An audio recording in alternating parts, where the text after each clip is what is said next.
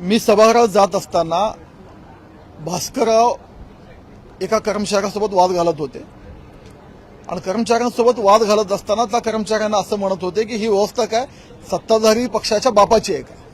आणि मी त्यांना सांगत होतो की भास्करराव तुमच्यासारखे ज्येष्ठ सदस्य, या सभागृहातला अनुभवी सदस्य आणि सभागृहात वारंवार नियम कायदे सांगणारे तुम्ही, डेकोरम कशी सभागृहाची मेंटेन ठेवायची हे जर तुम्ही बुद्धी लोकांना शिकवणार आहेत, तुम्ही बाहेर येऊन अशा गोष्टी बोलू नका. सत्ताधारी पक्षाचा बाप वगैरे काढू नका. तुम्ही काढलात, आम्ही काढलो, कुठंतरी या महाराष्ट्राची जी सर्वोच्च सभागृह आहे अशा ठिकाणी अशा गोष्टी होणं बरोबर नाही हे भास्कररावांना समजावून सांगत होतो. पण भास्करराव काय समजून घेण्याच्या मनस्थितीत नव्हते. कदाचित त्यांच्यावरील त्यांना जे अपेक्षित होतं की विरोधी पक्षनेता त्यांना मिळत नाही.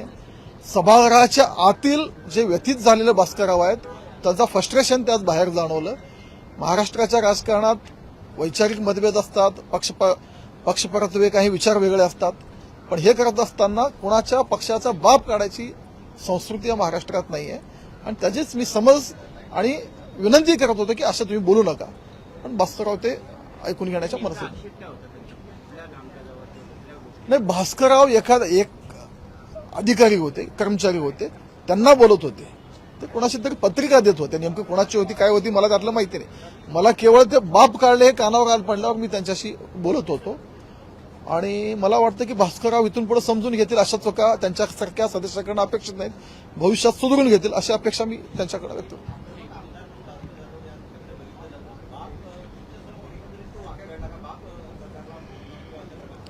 सत्ताधारी पक्षाचा बाप असा त्याने उल्लेख केला. त्यांच्यामुळे मला त्यांना बोलावं लागलं आणि मी ऐकून जर तसंच आत गेलो असतो तर ही बोलायची त्यांचं टोन अजून वाढलं असतं.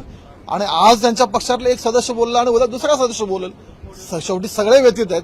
महाराष्ट्रातील जनतेने ह्यांना जे वाटत होतं आम्ही सत्तेत येऊ, लोकसभेच्या निवडणुकीनंतर एक मोठ्या अपेक्षा बाळगून होते, तो जनतेने जो त्यांच्या अपेक्षा भंग केले आणि इथं विरोधी पक्षनेता त्यांना जे मिळालं नाही ह्याचा कुठेतरी ह्या सगळ्याचा फ्रस्ट्रेशनचा उद्रेक तिथं मला जाणवला. नाही, मी अध्यक्ष साहेबांच्या कानावर ही गोष्ट घातलेली आहे. अध्यक्ष साहेब त्याच्यावर योग्य ती कारवाई करतील.